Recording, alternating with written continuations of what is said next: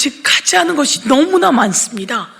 너무나 많고 그 중에서 특히 윤석열 당시 대통령 후보의 허위사실 공표죄, 공직선거법 위반의 내용이 기소되지 않았습니다.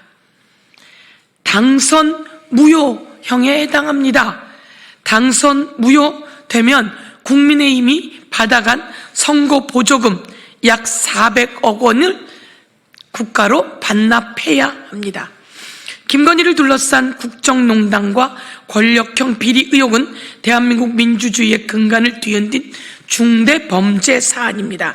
이를 규명하기 위해 김건희 특검이 출범했고 국민은 성역 없는 수사와 단호한 책임 추궁을 요구하고 있습니다. 그런데 6개월의 특검 수사 과정은 그 기대에 제대로 부응하고 있는지 돌아보아야 합니다. 여전히 다수의 핵심 의혹이 미진한 상태로 남아 있습니다. 그 중에서도 대선 과정에서의 공직선거법 위반, 즉 윤석열의 허위사실 공표 혐의는 끝내 기소하지 않은 상태로 있습니다. 윤석열은 이런 말을 했습니다. 장모 최은수는 10원 한 푼 남에게 손해 끼친 적이 없다. 그리고 자기의 부인 김건희는 손해만 봤다, 이런 이야기를 했습니다. 그런데 이것은 모두 다 거짓말이고 허위사실이고 당선을 목적으로 한 허위사실입니다. 장모 최은수는 불법 대출 과정과 잔고증명서 위조로 실형이 확정되었고 김건희는 도이치모터스 주가 조작의 사건으로 핵심 가담 등 혐의로 중형을 구형받았습니다. 공직선거법 제250조가 규정한 당선 목적의 허위사실 공표에 해당하는 중대 선거범죄이자 벌금형만으로도 당선 무효가 가능한 사안입니다. 더 나아가 이 혐의로 당선 무효이 확정될 경우 국민의힘은 당시 대선에서 지급받은 선거보조금 425억 원, 약 400억 원을 국가에 반납해야 합니다. 그런데 이것이 아직 공백 상태로 남아 있습니다. 시간이 촉박합니다. 제가 최고위원일 당시 더불어민주당이 윤석열을 법적 조치해 놓았습니다. 이제 2달 안팎에 불과합니다. 이제 공소시효는 2달 안팎에 불과합니다. 반드시 윤석열의 허위사실 유포, 공직선거법 위반, 우리 부인은 손해만 봤다, 주가 조작으로 김건희 자신의 부인은 손해만 봤다라고 하는 내용, 허위사실입니다. 그리고 자신의 장모는 누구에게 손해를 보면 손해를 받지 누구에게 10원 한 푼 피해를 준 적이 없다라고 하는 것은 당선 목적의 허위사실 유포입니다. 이와 관련한 자료를 여기 피켓으로 어떤 발언을 했었는지 적어 놓았습니다. 이것을 여러분에게 첨부해서 보내드리도록 하겠습니다. 꼭 부탁드립니다. 윤석열의 공직선거법 위반, 허위사실 유포, 당선 무효형에 해당하는 허위사실 유포, 특검이 오늘 중으로 기소할 것을 촉구합니다. 특검은 기소해야 합니다. 두 번째입니다. 깜짝 놀랐습니다. 조희대 대법원장을 특검이 무혐의했습니다. 청사에 도착 시간이 늦었다며 계엄을 조희대가 청사에 도착한 시간이 늦었다며 조희대는 그리고 이 비상불법 계엄을 위헌이라고 했다며 안전관리관과 관련한 파견을 하지 않기로 했다고 해서 무혐의 때렸습니다. 내란 특검은 조희대 대법원장의 내란 중요 임무 종사 혐의에 대해 증거 불충분으로 무혐의 처분을 내렸습니다. 윤석열의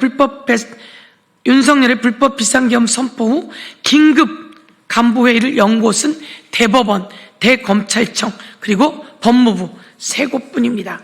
12월 4일 새벽 0시 20분, 이것은 채널 A입니다.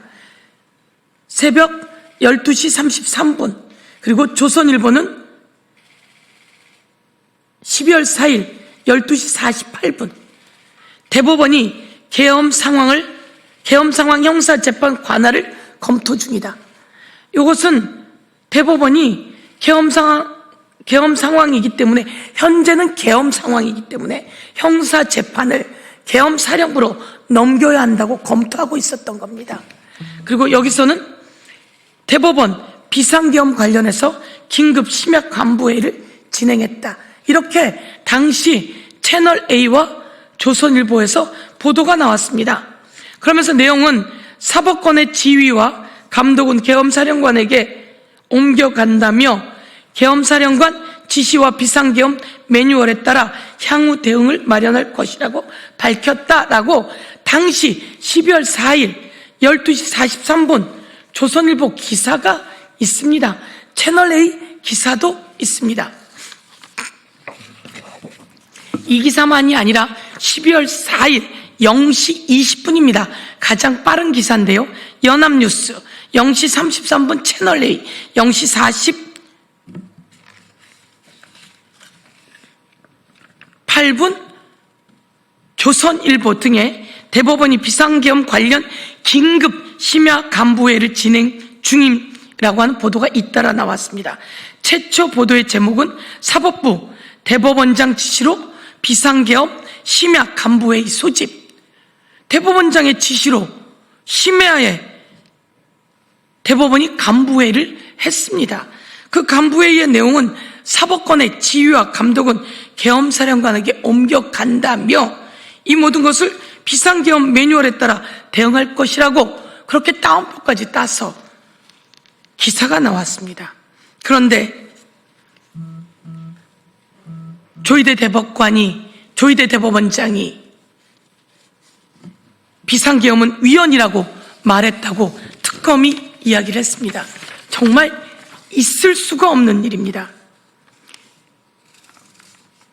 대법원은 계엄의 위법성 판단보다 계엄 매뉴얼 이행을 전제로 대응한, 스스로 계엄을 인정하고 그 계엄에 따라서 주요 임무에 종사하려고 했던 겁니다. 대법원에서 진행하고 있던 재판을 계엄사령부로 넘기려고 비상회의를 했던 것입니다. 그런데 대법원은 이와 관련해서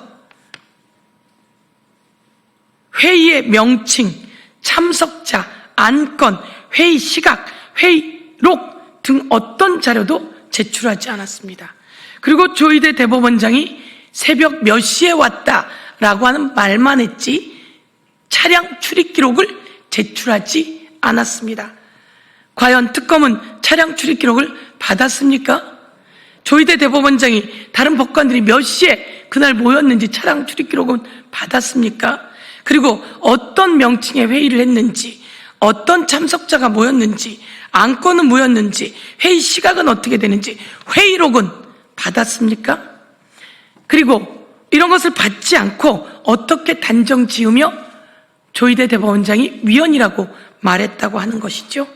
조희대 대법원장은 12월 4일 날 출근길에서 이 비상계엄이 위헌이다라고 하는 것에 대해서 어떤 입장도 내놓지 않았습니다. 다음날 출근길에서 조희대 대법원장은 차후 어떤 절차를 거쳤는지 지켜봐야 할 것이다 라고 말했을 뿐입니다. 조희대 대법원장은 윤석열의 비상계엄에 대해서 위헌이라고 말하지 않았습니다.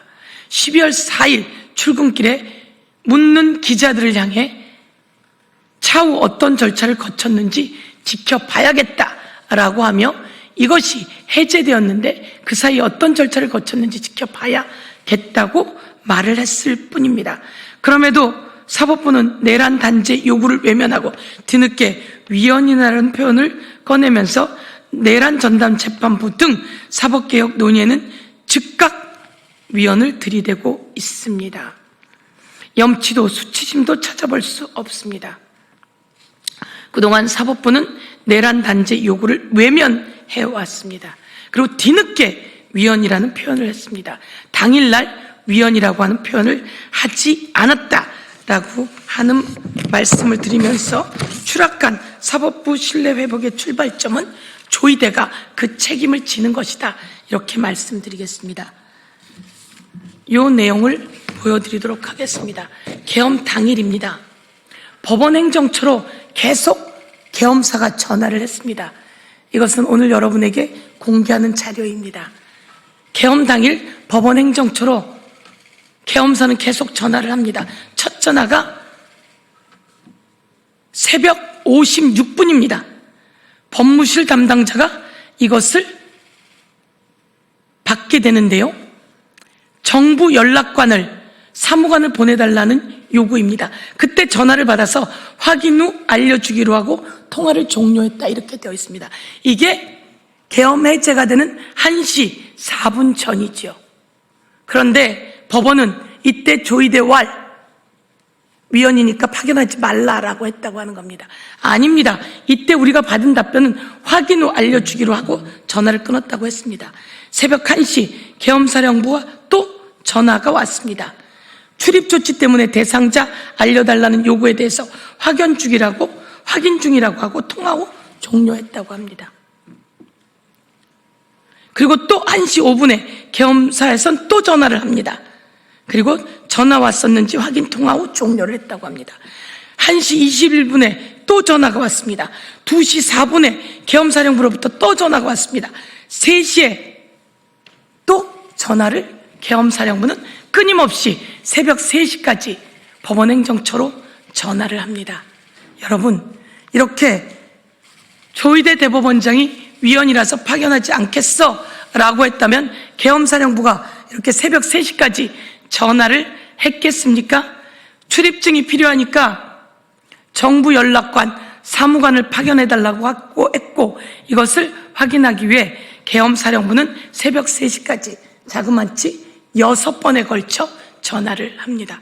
여러분에게 이런 내용을 전달해 드리며 이 내용을 다시 특검으로 저희가 전할 수 있다면 전해 보도록 하겠습니다. 그런데 특검은 이런 모든 것을 제대로 확인했는지 묻지 않을 수 없습니다. 조이대 대법원장과 조이대 대법원장의 통화 내역, 그 당시 대법원 관계자들과 어떤 통화 내역이 있었는지, 통화 내역은 확인했는지 다시 묻지 않을 수 없습니다. 이상입니다.